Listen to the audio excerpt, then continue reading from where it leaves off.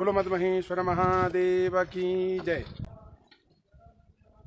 इस समय हम भगवान मदमेश्वर जी के दिव्य प्रांगण में स्थित हैं। पंच केदार भगवान महादेव के 5 दिव्य स्थलों का, दिव्य मंदिरों का दर्शन है, जहाँ पे भगवान महादेव ने पांडवों को एक रूप में दर्शन न देकर 5 अलग अलग रूपों में दर्शन दिए, जिनमें केदारनाथ में पृष्ठभाग के दर्शन, मदमहेश्वर में नाभि रूप के दर्शन, तुंगनाथ में हृदय और बाहु के दर्शन, रुद्रनाथ में मुखमंडल के दर्शन और कल्पेश्वर में जटा रूप के दर्शन।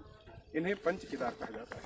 कहते हैं कि जीवन मुक्तो भवे सोपी योगतो बदरी वने।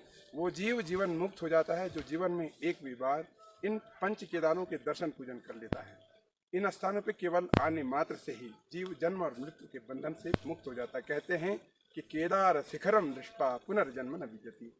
जो जीव भगवान केदारनाथ और इन पंच केदारों के शिखर मात्र के दर्शन कर लेता है, वो जीव जन्म और मृत्यु के बंधन से मुक्त हो जाता है।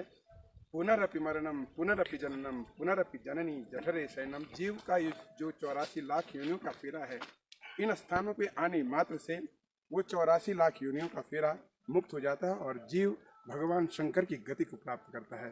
तो उन्हीं पंच केदारों में द्वितीय केदार भगवान मदमेश्वर जी के श्री प्रांगण में अभी हम स्थित हैं और यहाँ पे भगवान के नाभि रूप के दर्शन हैं, जहाँ पे नाभि क्षेत्र की पूजन अभी होता है। कहते हैं कि षण्मासम पूजते देव्याः षण्मासम मानव स्थिताः।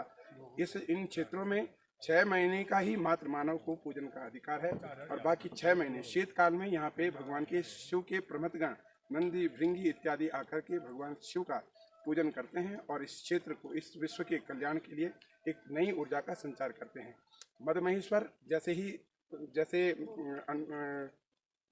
विदित है, मदमेश्वर मध्य भाग के दर्शन। दूसरे अर्थों में देखा जाए तो वो कहते हैं कि मदमहेश्वर मदनांतक भक्त वत्सल। जो जीव का मद का हरण करके उस जीव का कल्याण करते हैं, ऐसे मदमहेश्वर महादेव। तीसरे अर्थों में देखा जाए तो मधुमहेश्वर, मधु के समान जीव को वरदान दे करके उस जीव का कल्याण करने वाले ऐसे मदमहेश्वर महादेव। अभी हम भगवान मदमेश्वर जी के डोली का भी दर्शन कर रहे हैं। हम सभी भगवान के श्री चरणों में इस दिव्य स्तुति के द्वारा भगवान का स्मरण करेंगे।